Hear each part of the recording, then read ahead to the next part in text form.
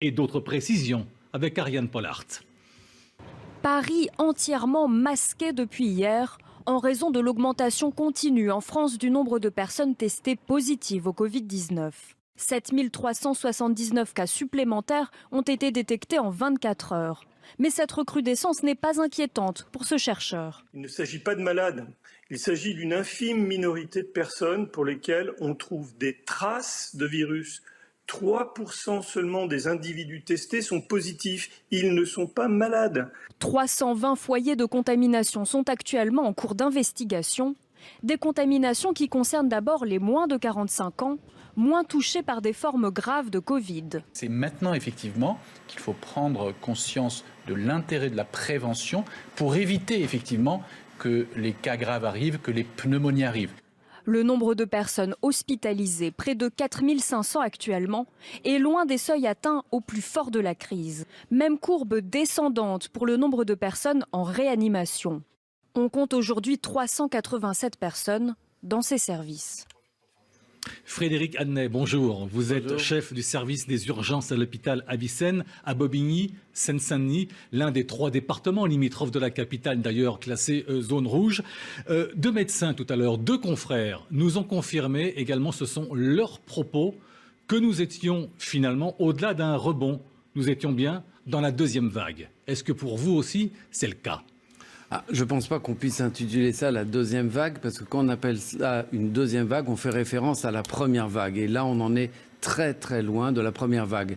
Je parlerais plutôt d'un rebond ou plutôt d'un virus qui circule de plus en plus sans impacter nos structures hospitalières, sans impacter les services de réanimation, sans impacter la mortalité. Donc on n'est pas du tout dans une 2e vague de mortalité, de malades en réanimation, de malades simplement qui viennent aux urgences. On est dans un schéma d'un virus qui circule plus, avec un moyen de mesure qui est le nombre de PCR positives. On fait un dépistage de masse. Le problème, c'est qu'on ne peut pas le comparer à la première vague, parce qu'il n'y avait pas de dépistage de masse à la première vague. Donc on mesure un virus qui circule avec un impact faible, voire très faible dans nos structures hospitalières. On n'est absolument pas débordé. Donc moi, je n'appellerais pas ça une 2e vague, j'appellerais ça un rebond épidémique avec, si vous voulez, un impact tout à fait faible au niveau de nos structures hospitalières.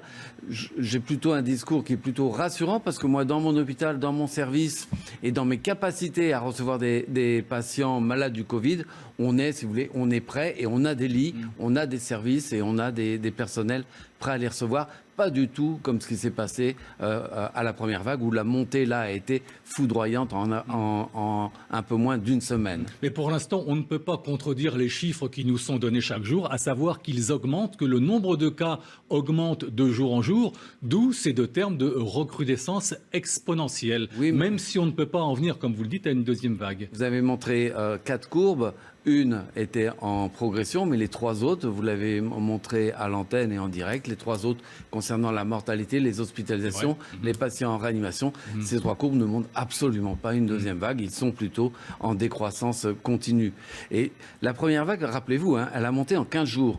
Là, ça fait pratiquement plus d'1 mois qu'on nous bassine avec une 2e vague. Elle n'a pas encore monté tel ce qu'on a connu, nous, en Vous ne voyez pas, à l'hôpital Avicenne, une arrivée ou des arrivées fréquentes et de plus en plus nombreuses. Je ne vois pas ce que j'ai vu, personnellement vu cet hiver, enfin en mars-avril, fin mars, début avril. Je vois une montée progressive de patients qui arrivent aux urgences, souvent des patients jeunes, souvent des patients qui ne sont pas graves. On avait des patients beaucoup plus graves à la première vague. Je vais vous donner un chiffre. Au sommet de l'épidémie, j'avais pratiquement 100 patients par jour qui arrivaient aux urgences et qui étaient en majorité grave. Actuellement, je suis entre 2 et 5 patients qui arrivent aux urgences au motif du Covid-19. Alors vous nous dites, et ce que disent également beaucoup de vos confrères, sinon tous vos confrères, en tous les cas, les hôpitaux, le matériel, le personnel est prêt. On est prêt. Au cas où. On est prêt, on a des réunions de crise régulières, on a stocké du matériel, on a activé des plans de montée en puissance, on les a validés, donc on n'espère pas les mettre en application, mais si vous voulez, on a quand même retenu les leçons de cette première vague.